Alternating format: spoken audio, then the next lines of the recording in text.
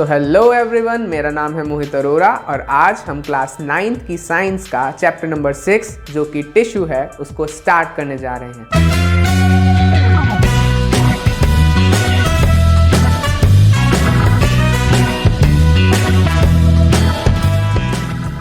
So basically what is a tissue? Tissue क्या होता है? क्या ये वही चीज़ है जो हम रेस्टोरेंट, होटल्स में खाना खाने के बाद अपना मुंह पोंछने के लिए इस्तेमाल करते हैं? नहीं। A tissue is basically a group or a cluster of cells with same structure performing same function. So basically हम जिस टिश्यू की बात करने जा रहे हैं वो क्या है? वो एक ग्रुप ऑफ सेल्स है, यानी कि एक सेल्स का ग्रुप है जो कि सिमिलर होते हैं स्ट्रक्चर में और आपस में मिलकर एक सेम फंक्शन को परफॉर्म करते हैं। अभी तक हम चैप्टर नंबर 5 यानी कि सेल को कंप्लीट कर चुके हैं, जिसमें हमने एक डिफरेंस देखा था बिटवीन यूनिसेल्युलर ऑर्गेनिजम्स और मल्टीसेल्युलर ऑर्गेनिजम्स, जिसमें unicellular organisms such as amoeba, chlamydomonas and bacteria, उनमें एक सिंगल सेल ही सारे फंक्शन परफॉर्म करता है, whereas in multicellular organisms there is a division of labor। अच्छा, अब आप लोग खुद ही सोचो कि हमें कोई एक काम करना है, उसी काम को करने के लिए हमने एक पर्सन लिया और उसी सेम काम को करने के लिए हमने एक टीम ली जो कि 5 या 10 लोगों की है। तो आप ही बताओ कौन सा काम ज़्यादा एफिशिएंटली होगा? ऑब्वियसली वो काम जो 5 या 10 लोग मिलकर के कर रहे हैं। जिस साइड एक डिवीजन ऑफ लेबर है उस साइड काम ज़्यादा बेटर होगा, ज़्यादा एफिशिएंट होगा, वहाँ काम कंप्लीट होने में टाइम भी कम लगेगा और रिजल्ट भी अच्छा निकल करके आएगा। अब हम ये समझ चुके हैं कि जो टिश्यू है वो बहुत सारे सेल्स से मिलके बना है और लिविंग ऑर्गेनिजम्स में पाया जाता है। अब जो हमारा नेक्स्ट क्वेश्चन आता है वो ये है कि फिर लिविंग ऑर्गेनिजम्स तो बहुत सारे टाइप के होते हैं, जैसे कि प्लांट्स भी लिविंग हैं, एनिमल्स भी लिविंग हैं और ह्यूमन बीइंग्स भी लिविंग हैं। तो क्या सब में सेम टाइप ऑफ टिश्यूज होते हैं या अलग अलग टिश्यूज पाए जाते हैं? यही हमारा नेक्स्ट टॉपिक है, that is are plants and animals made up of same type of tissues? So as for the answer, जो प्लांट्स और एनिमल्स हैं वो डिफरेंट टाइप के टिश्यूज के बने होते हैं, ना कि सेम टाइप के टिश्यूज के। और ऐसा इसलिए क्योंकि उनकी बॉडी और उनके फंक्शन अलग अलग होते हैं। Let's see 4 points of difference among the tissues that are found in plants and the tissues that are found in animals. So, our first point of difference is movement and locomotion. आप सभी को पता होगा कि एक plant, चाहे वो एक छोटी सी सैपलिंग है या एक ह्यूज कंप्लीटली डेवलप्ड ट्री, उनको पूरी लाइफ में केवल एक जगह पर खड़े रहना होता है। लेकिन जो एनिमल्स होते हैं उनको एक जगह से दूसरी जगह मूव करना होता है अपने खाने की तलाश में, अपने शिकार करने के लिए, और कहीं उनका ही शिकार ना हो जाए इस चीज़ से बचने के लिए।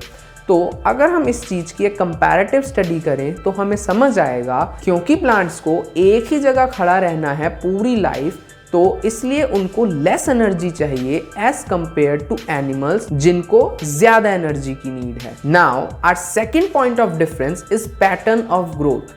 क्योंकि प्लांट्स और एनिमल्स की पैटर्न ऑफ ग्रोथ डिफरेंट है, इसलिए भी इनमें डिफरेंट टाइप ऑफ टिश्यूज पाए जाते हैं।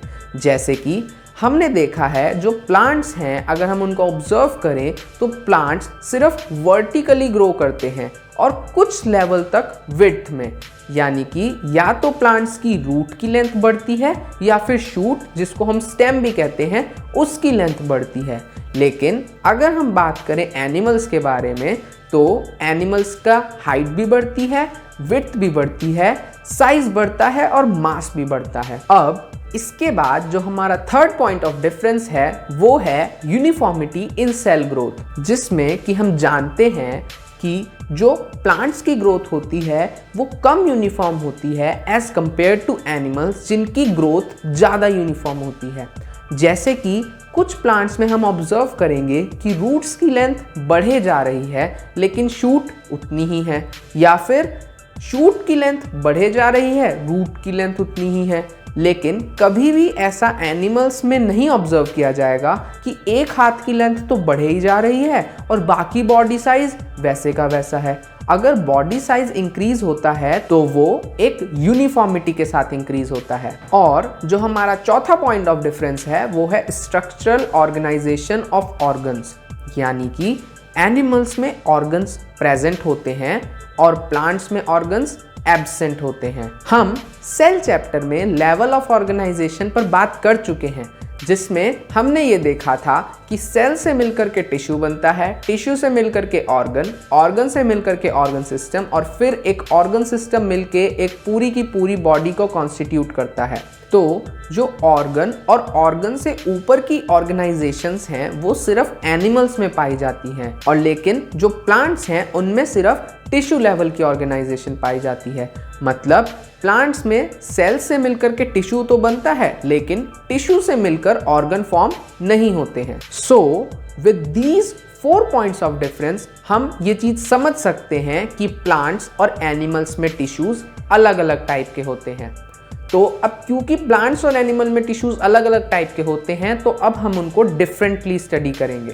अब जो हम सबसे पहले स्टडी करने जा रहे हैं वो है प्लांट टिश्यू। अब जो प्लांट टिश्यू एक टॉपिक है वो बहुत एक वाइड और वास्ट टॉपिक है, तो पहले हर चीज को इंडिविजुअली पढ़ने से अच्छा है कि हम एक बार इसका ओवरव्यू ले लें। तो starting with the plant tissue. जो प्लांट टिश्यू होते हैं वो 2 टाइप के होते हैं, एक मेरिस्टेमेटिक टिश्यू और दूसरा परमानेंट टिश्यू।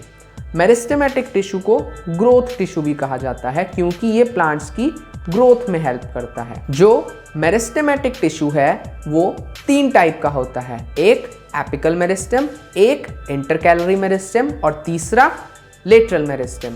इसके बाद जो परमानेंट टिश्यू है वो 2 टाइप का होता है, simple permanent tissue and complex permanent tissue. Simple permanent tissue further 3 types का होता है जो कि हैं पैरेन्काइमा, कोलेन्काइमा एंड स्क्लेरेन्काइमा। और जो कॉम्प्लेक्स परमानेंट टिश्यू है वो 2 टाइप का होता है जो कि हैं जाइलम और फ्लोएम। हमें इतने सारे नाम और इतने सारे टर्म्स को देख करके बिल्कुल भी डरना या घबराना नहीं है।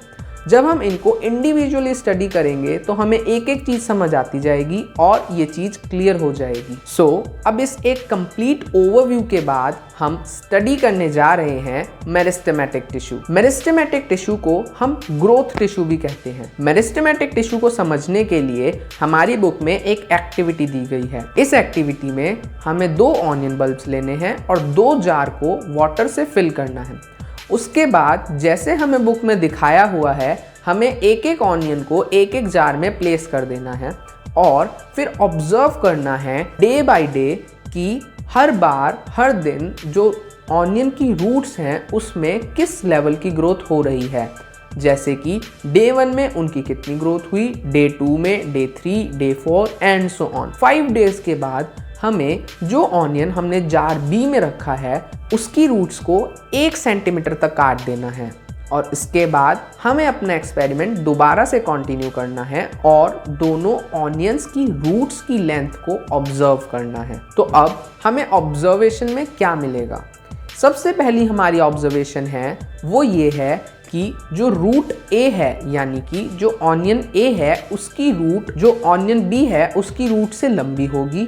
और दूसरी और जो सबसे इम्पॉर्टेंट ऑब्जर्वेशन है वो हमें ये देखने को मिलेगी कि जब हमने 4 डेज के बाद सेकेंड ऑनियन की 1 सेंटीमीटर की रूट काट दी थी उसके बाद चाहे हमने उसको 4 दिन रखा या 8 दिन इस एक्सपेरिमेंट को कंटिन्यू करा तो सेकेंड ऑनियन की रूट्स में कोई लेंथ में इंक्रीज नहीं हुआ। अब ऐसा क्यों हुआ, यहीं से हमें हमारा टॉपिक जो कि मेरिस्टेमेटिक टिश्यू है वो समझ आएगा। ऐसा इसलिए हुआ क्योंकि जब हमने ऑनियन की रूट्स को काटा तो जो उसका मेरिस्टेमेटिक टिश्यू था यानी कि जो ग्रोथ के लिए रिस्पॉन्सिबल टिश्यू है वो कट गया।